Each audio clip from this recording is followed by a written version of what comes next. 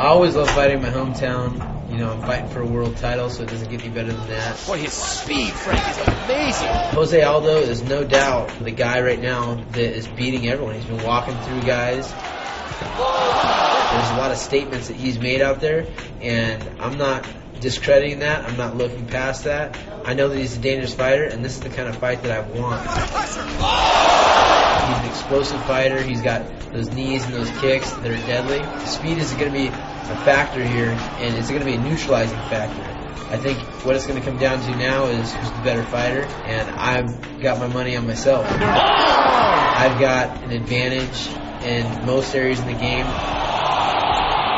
I've got some heavy hands and some knees and elbows that I'm known for putting damage on guys, so everything else comes down to who's going to be able to implement. And although he's a black belt, I've faced many black belts, and I've submitted black belts, and I've beat black belts. I can't wait to come out on top. The kid is back! I'm going to get that belt.